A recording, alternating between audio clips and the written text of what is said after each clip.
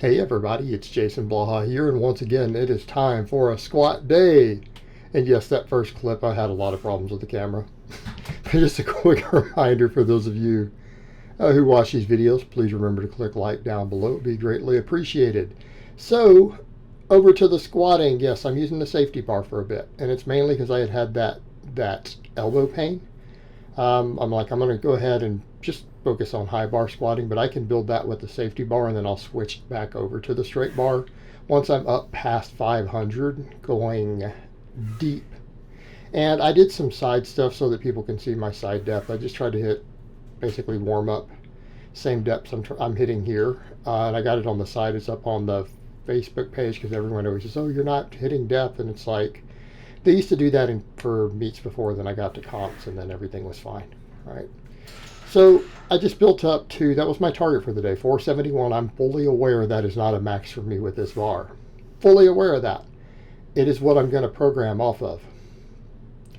Once I'm past 500 with a safety bar, I already know I'm good for meets coming up. I already know.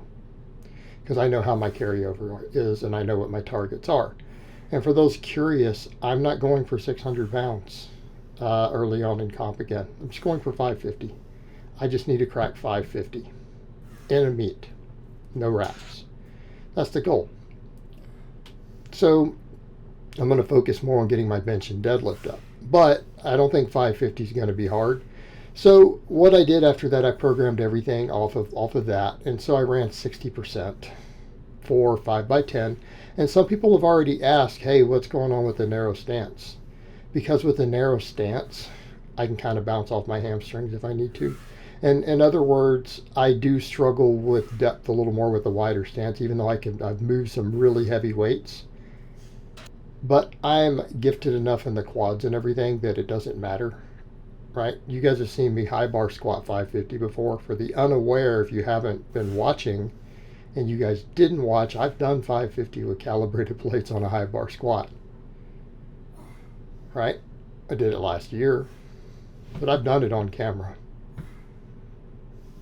Totally doable for me. But the whole point is I'm going to focus on getting the exact stance that lets my hamstrings compress as soon as I go below parallel off of my calves.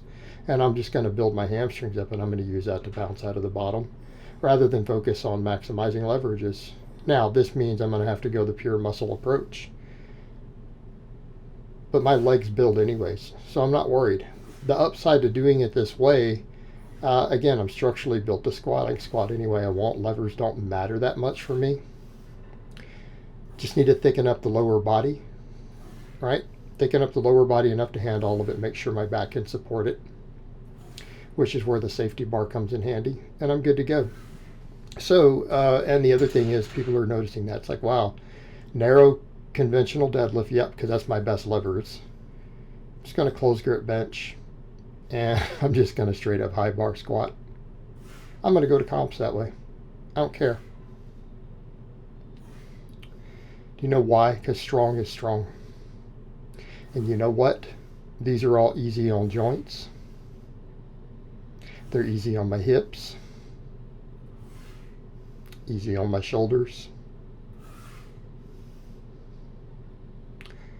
And I'll just go in and win through pure body composition and strength. And I'm going to keep getting leaner. Again, people who have now seen the shirtless stuff recently, for the unawares, I do have abs now. I'm going to drop another 10 to 15 pounds of body fat though, because I need to gain muscle. Okay, we're going to win through sheer body composition. So yeah, you guys are going to see me maximize a lot of that. The squatting supplemental work was a ton of volume today. So just to get through it quicker, I supersetted. Like I'm doing on some of my upper body stuff. I do my belt squats, and I did glute ham raises, then belt squats and glute ham raises.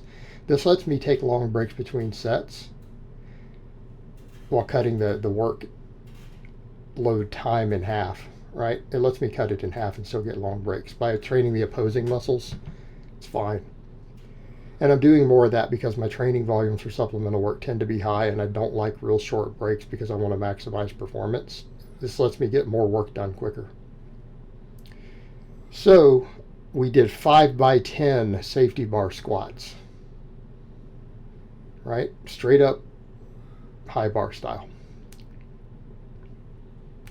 We did 5x10 belt squats, 5x10 glute ham raises, and then I finished off with 5x10 reverse hyper. So we did 20 total sets of 10. Half of it more interior dominant. Of course, there's glutes involved, so not fully. The other half of it posterior dominant.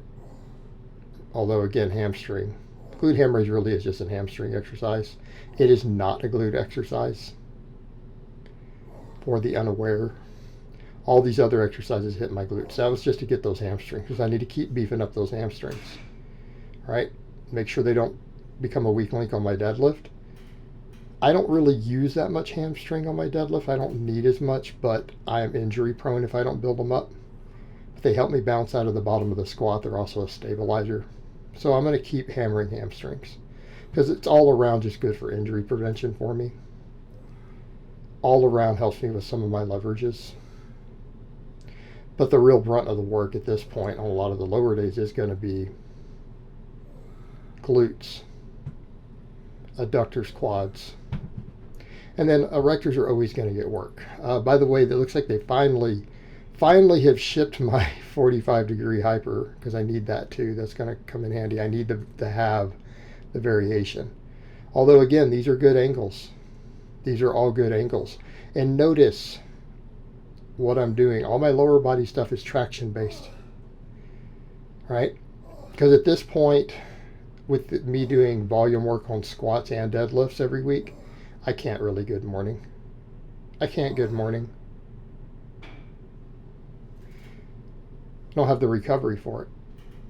I like good mornings. I don't know that I have room for them. So after the squatting and deadlifting, everything is traction because I need my spine put in traction.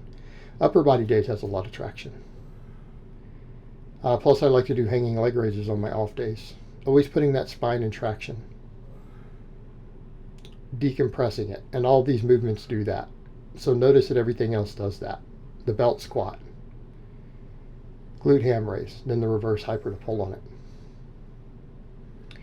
Because again, with the training volumes I am doing, recovery is everything. And this little stuff like the traction-based movement starts to add up. Adds up a lot. Because again, this is a lot of leg volume. And my quads and adductors were lit. And notice today I'm going a little narrower. Why? This is still a hair wider than I'm squatting, but I want it to be a little bit closer for the carryover. But by going a hair wider than I squat, or I'm squatting over there, we're going to get a little more adductor, right? So it balances out a little bit better. Get a little more adductor. But yeah, my legs were pretty lit. Legs are pretty lit, and I've started slowly adding sled drags back in. Slowly adding in a little bit of plyometrics. So that's also carries over. Again, so people who think this is the entirety of it, well, this is the bulk of the leg training. But I'm also doing plyos. And I'm doing plyos that specifically carry over to squatting and to benching. And I can discuss some of that. Some of that's like med ball throws off a bench, right? To where I lay on the bench. Of course, I take my glasses off in case it hits me in the face. And I take a 30-pound med ball and I bench it into the air and throw it and catch it and re-bench it, right? I'm doing box jumps. I've got a soft box now. I will eventually gravitate towards depth jumps. Why? Speed out of the bottom of the squat. Okay? Speed out of the bottom. I need that power coming out of the hole. Also the same reason, again, to work extra hamstrings. It'll let me bounce off those hamstrings a little bit coming out of the bottom so that we build speed.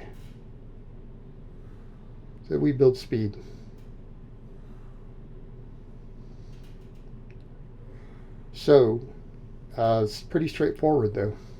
And my supplemental work here, as you guys hear it comes, is big and basic just like your mom. And this workout was pretty hard, especially the 10 sets of squat variations. That was pretty tough. That was fairly tough today. But you know what? If training for a big squat was easy, it would also be your mom. All right, and then we finished off with 5 sets of 10 with my reverse hypers, and we're doing them super strict. For now, I'm programming them off a target squat. I think that's just good to sit with, roughly, although I technically need to add 5 pounds. I need to add 5 pounds to it. I'll remember to do that next time. I've got 270. Technically, I need 275. To again, why? Ensure the low back is strong enough to handle my target squat weight, which means 50% for sets of 10. So since my goal is just to get back to a 550 on a straight bar for meet legal, short term, we may get back to 600. But, I mean, we're talking 600 doing the 198. Masters 2. We're getting a little crazy at that point. You know, I hit that 600 the cambered bar, which is harder, but it was a little high, right? It was a little high. I don't think it would pass. Number 2 is before cutting. I was at a heavier body weight. And I'm not saying it's impossible, but we need to build back up. We'll look at that long term. I don't see that happening in this coming year. Not at that light of a body weight. Maybe the next year. You know, we'll see. We'll see what happens. But very happy with today's workout. Started very conservative. Some people already said, hey, you could have gone heavy. Yeah, I'll crack 500 shortly on that bar. I just wanted a good max to work off the training cycle. I don't want a heavy max this week for other reasons towards the end of the week, which I'll discuss later. So I hope it has been informative, and I will talk to you guys next time.